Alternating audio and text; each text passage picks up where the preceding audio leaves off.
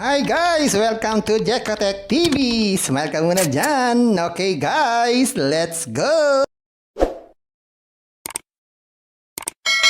Guys, welcome back again to my channel. Ito guys, nagbabalik tayo sa UCars para tayo ay sumubok na mag-withdraw para po malaman na taga natin kung itong UCars ay paying application para matotoong masuri na natin ng lubos-lubusan itong UCars. So mag-withdraw po tayo. Pero bago yan, baka naman di ko pa kayo friend sa YouTube. Please click the subscribe button and also the bell button para naman ma-notify ko kayo kung meron akong bagong video. And also share a like sa mga mahilig sa cars, sa you, at gusto ng online at sa mga nandyan na gusto lamang magsuri. Pwede rin naman mag-register, magsuri. Maganda nga yan, marami nagsusuri sa sari-saring application na lumalabas sa ating internet world.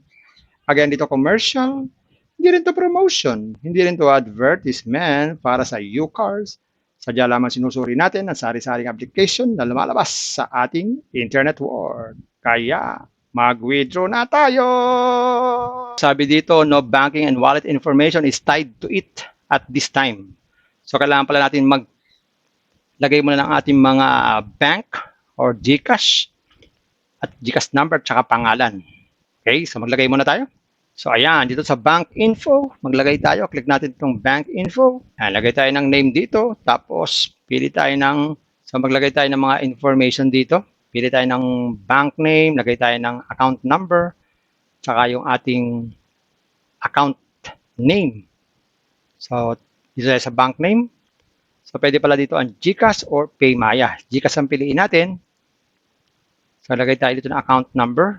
Lagay tayo ng account name. Yan, check natin itong OTP para makareceive tayo ng OTP. Yan, may OTP na. Yan, click natin itong submit. Yan, so sabi dyan, success. So pwede na tayong mag-withdraw, pero bago yan, maglagay din tayo ng fund password. So itong fund password, ito yung ginagamit sa ating pag-withdraw. Click natin. So lagay tayo ng fund password dito. Madalas ito ay 6 numbers lang. So madalas ito ay 6 numbers lang. Yan. So click natin itong bind password. So kompleto na. Meron na tayong bank info. Meron na tayong fund password. So subukan na natin mag-withdraw. So, basahin muna natin dito. Sabi dito, notice the minimum withdrawal amount is 50 pesos. Tip, if you have any withdrawal problems, you can contact online customer service by clicking the icon on the right. So, meron pala ditong customer service dito sa kanan in case na meron tayong problem sa ating account. So, 50 pesos lang pala ang minimum dito. 123 na available na balance. So, susubukan nating withdrawin yan kung makakapag-withdraw pa dito sa application na to. Dahil ang minimum dito ay 50 pesos. So, ayan, natapos na natin ang ating task. So, meron pa tayong 123.37 na pwedeng withdrawin. So, mag-withdraw tayo para makita natin kung paying itong application na UCars. Okay, so withdraw tayo.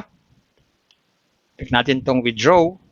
Yan, meron tayong 123. Lagyan natin dito ang amount. So sabi dito, ang pag-withdraw ay dapat multiples of 10. So ibig sabihin, kung 123 ang ating balanse, 120 lang ating pwedeng withdrawin. Okay, so click natin dito, 120. Yan. So lagyan natin dito yung ating fund password. Yan, kompleto na. Yan, kompleto na. Click natin itong submit. So, wala namang fee, 0. So, dapat ang marireceive natin ay 120. Click natin submit. Yan, success na po. Sabi dito, processing. Nag-withdraw tayo 120 pesos. April 3, 2024, 1:26 p.m. So, aantayin natin yan kung ano oras darating. Kung ano oras darating, hindi natin alam. Pero sana dumating agad ng maaga para po malaman natin kung ito ay paying application. Ayan guys, dumating na yung ating withdraw dito sa UCars. So nakakapag-withdraw pa pala dito sa UCars at napakabilis. Papakita ko po sa inyo. Balikan muna natin ang ating account. So ayan guys, ito yung ating withdrawal record. So nakalagay dyan, success. Ang amount na withdraw natin ay 120 pesos. Ang date ay April 3, 2024. Ang oras 1:26 p.m. Wala pong fee, kaya ang ating marireceive actual amount is 120 pesos. So pakita ko sa inyo yung aking na-receive sa ating GCash. Ito po. Ito po yung transaction history natin. Na-receive natin ang 120 pesos. Na-receive natin siya April 3, 2024, 1:29 PM. Ngayon, check natin sa inbox natin kung parehas din. Sa inbox, parehas din po. Nakareceive po tayo ng 120. Today, ang oras po 1:30 PM. So, tignan natin, balikan natin yung ating transaction. 1:29, siguro segundo lang ang pagitan yan. Okay? So, dito tayo sa 1:29 PM. So, bilangin natin kung gaano katagal natin na-receive yung ating withdraw. So, na-receive natin 1:29 ngayon. Ang oras ng withdrawal natin ay 1:26. So, lumalabas po dito ay 3 minutes. Yan. 3 minutes na-receive po natin yung ating withdraw. So, napakabilis pa po mag-withdraw dito sa UCards. So, ayan. Nasagot na po ang ating katanungan. Nakakapag-withdraw pa dito sa UCards. So, kung may withdrawin kayong 50 pesos, withdrawin nyo na po. Withdraw ng withdraw. Huwag na pong pabalaki-lakihin. Huwag na pong palaki-lakihin. Withdrawin na po pag mayroon na pong 50 pesos. Ayan guys, nakita natin itong UCards. Totoo, nakapag-withdraw tayo. At sandaling-sandali lamang. 3 minutes na receive po natin ang ating withdraw. Pero guys, hindi porket nakapag-withdraw ko at napakabilis, ay dali-dali naman kayong mag-i-invest. Mag-isip-isip din po muna. Think twice. Mag-search. Magtanong-tanong bago mag-invest. And invest at your own risk. Invest what you can afford to lose. Yun lang po sobrang pera ang ating invest. Pag yung ating pagkabuhayan, pabiling bigas, pabiling ulam, pan-tuition fee, at lalo-lalo na, huwag po tayong maungutang. Kung wala po tayong pang-invest, kung may free, sa free muna tayo. Kung may free, sa free muna tayo. Kaya lang ang free nito ay 158 pesos lang at free money daily. Kung gusto pa na maraming free, pasyalan nyo po yung aking description box. Nandun po yung mga super legit na free application. Puntahan nyo po. At sa pampala lang ganito mga application, minsan tumatagal, pero minsan sandaling-sandali lamang. Kaya maging maingat sa ating pag-invest.